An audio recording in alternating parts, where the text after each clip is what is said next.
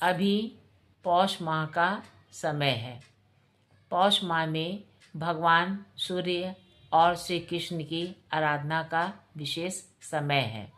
इसे छोटा पितृपक्ष भी कहते हैं, क्योंकि पितरों की आत्मा की शांति के लिए इस समय विशेष अनुष्ठान किए जाते हैं। चूँकि यह जाड़े का समय है, इसलिए इस मौसम में हमें गर्म पानी से नहाना चाहिए और सर्वप्रथम नहाने के बाद तुलसी की पूजा करनी चाहिए तथा सूर्यदेव को अर्घ्य देना चाहिए। चूँकि यह जाड़े का समय है, इसीलिए यथासंभव निर्धनों को गर्म वस्त्र भी बांटना चाहिए। इस समय खाद्य पदार्थ तथा अन्न का दान करना विशेष फलदायी माना जाता है। स्नान के बाद भगवान की हम कथा सुने। मैं रीता उपाध्याय सर्वप्रथम आपको देवताओं में सर्वप्रथम पूज्य गणेश जी की कथा सुना रही हूँ। महाभारत लिखने के लिए महर्षि वेद व्यास जी के मन में किसी योग्य व्यक्ति की कामना थी। उनकी यह कामना गणेश जी ने पूरी की। गणेश जी लिखते गए। महाभारत का लेखन कार्य पूरा हुआ तो व्यास जी ने गणेश जी से कहा, महाभाग, मैंने 24 लाख शब्द बोलकर लिखाए। आश्चर्य है कि इस बीच आप एक शब्द भी न बोले, सर्वथा मौन बने रहे। गणेश जी ने उत्तर दिया, बादरायण, बड़े काम संपन्न करने के लिए शक्ति चाहिए और शक्ति का आधार संयम है। संयम ही समस्त सिद्धियों का प्रदाता है। वाणी का संयम न रखा होता तो आपका ग्रंथ कैसे तैयार होता। संयम से ही सभी कार्य संपन्न होते हैं। आइए अब मैं ईश्वर की भक्ति के बारे में 2 शब्द आपसे बोलती हूँ। भक्ति के प्रवाह में, प्रेम के प्रवाह में भक्त आगे बहता हुआ बढ़ता जाता है। रास्ते में चुनौतियाँ भी आती हैं, मुश्किलें भी आती हैं, कर्म संस्कारों के विशाल वन क्षेत्र भी आते हैं। कामनाओं वासनाओं की एक से बढ़कर एक पर्वत श्रृंखलाएं आती हैं। आइए भक्ति को साधन और साध्य दोनों बताते हुए मैं आपको एक छोटी सी कहानी आपको सुना रही हूँ। अपने उद्गम स्थल से निकलकर एक नदी आगे बढ़ी जा रही थी।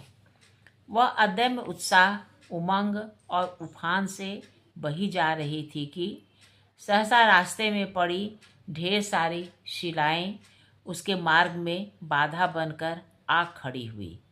नदी कुछ देर सकपकाई, स्वयं को संभाला और उन शिलाओं को अपने प्रबल वेग से तीतर बीतर करती हुई वह आगे निकल गई।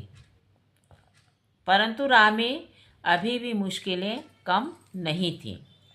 नदी ने देखा सामने विशाल वन क्षेत्र उसका रास्ता रोके खड़ा है। इस बार भी नदी घबराई नहीं।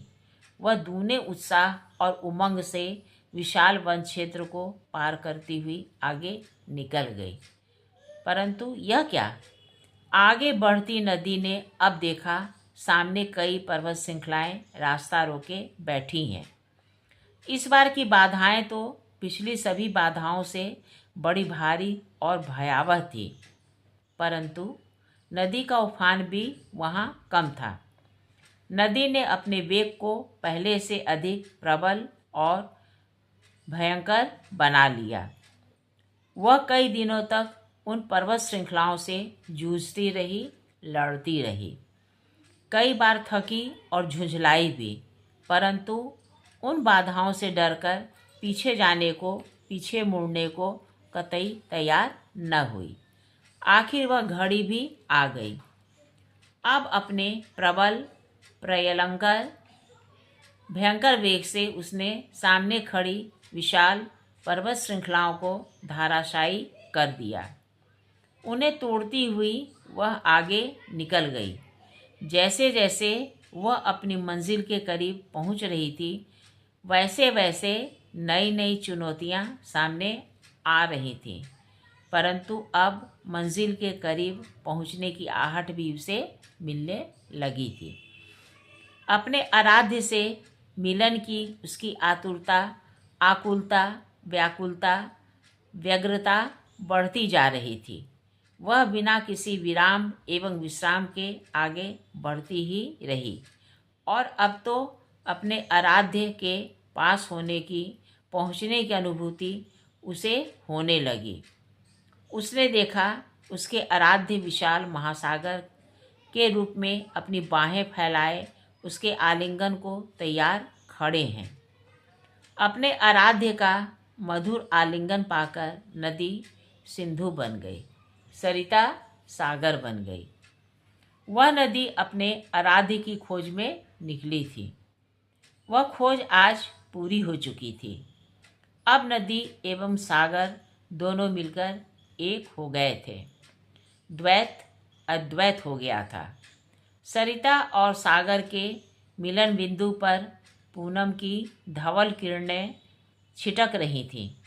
चंद्रमा का पूर्ण धवल रूप सौंदर्य उस मिलन बिंदु पर उतरकर सरिता और सागर के एक हो जाने की, अद्वैत हो जाने की दास्तान पूर्ण जोश से कह रहा था।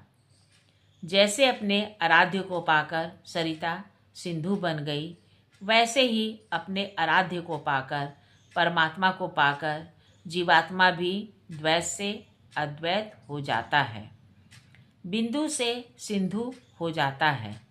जैसे नदियाँ विभिन्न मार्गों से होती हुई अंततः समुद्र में विलीन हो जाती हैं, वैसे ही विभिन्न योग साधकों का, योग मार्गों का अवलंबन लेकर साधक भी ईश्वर को प्राप्त कर एक न एक दिन ईश्वर रूप हो जाता है।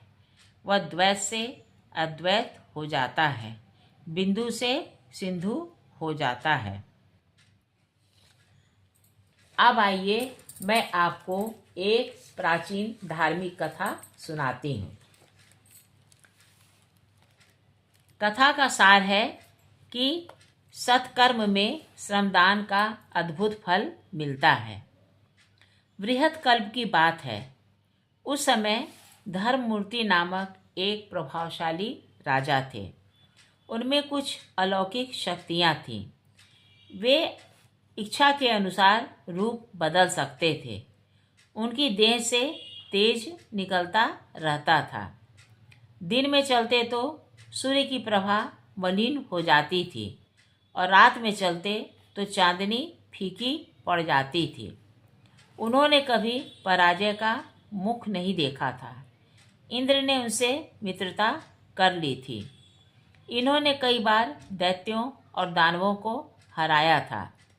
इनकी पत्नी भानुमति भी इतनी सुंदरी थी कि उस समय तीनों लोकों में कोई नारी उसकी बराबरी नहीं कर सकती थी। वह जितनी रूपवती थी उतनी ही गुणवती भी थी। राजा का सबसे बड़ा सौभाग्य यह था कि उनके कुलगुरु महर्षि वशिष्ठ थे। एक दिन उन्होंने बड़ी विनम्रता से गुरुजी से पूछा, गुरुदेव, मेरे पास इस समय जो सब तरह की समृद्धियाँ एकत्रित हैं, इसका बहुत बड़ा पुण्य होगा।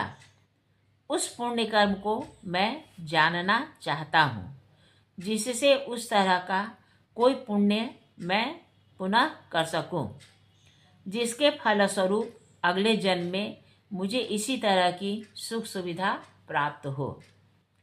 महर्षि वशिष्ठ ने बतलाया, पूर्व काल में लीलावती नाम की एक वेश्या थी। वह शिव भक्ति में लीन रहती थी।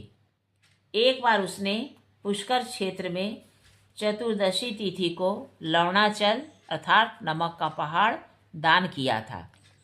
उसने सोने का एक वृक्ष भी तैयार करवाया था, जिसमें सोने के फूल और सोने की ही देवताओं की प्रतिमाएं लगी थीं।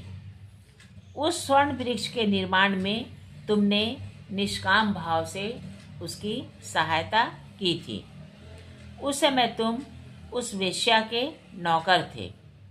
सोने के वृक्ष और फूल बनाने में तुम्हें अतिरिक्त मूल्य मिल रहा था, किंतु तुमने उस वेतन को यह समझकर नहीं लिया कि यह धर्म का कार्य है।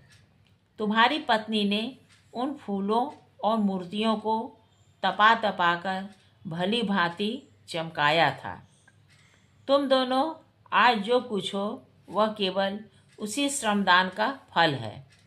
उस जन्म में तुम्हारे पास पैसे नहीं थे, इसलिए लीलावती की तरह तुमने कोई दान पुण्य नहीं किया था। इस जन्म में तुम राजा हो, अतः अन्न के पहाड़ का विधि विधान के साथ दान करो। जब केवल श्रमदान से तुम सातों द्वीपों के अधिपति हो गए हो और तुम्हारी पत्नी तीनों लोकों में अप्रतिम रूपवती और गुणवती बन गई है, तब इस अन्न के पहाड़ के दान का क्या फल होगा, इसे तुम स्वयं समझ सकते हो। देखो, इस लवणाचल के दान से वेश्या भी शिवलोक को चली गई और उसके सब पाप जलकर खाक हो गए थे। धर्ममूर्ति ने बड़े उत्साह के साथ अपने गुरु की आज्ञा का पालन किया। कहिए श्रोताओं, आपको मेरी ये कहानियाँ कैसी लगी? अगर अच्छी लगी हो तो कृपया लाइक और सब्सक्राइब कीजिएगा। पौष माह में चूँकि दान की हमारे धर्म में एक लंबी परंपरा रही है, इसलिए कृपया आप इसे दान समझकर ही एक सब्सक्राइब अवश्य करिएगा। आशा है आपसे पूर्ण सहयोग मिलेगा। धन्यवाद।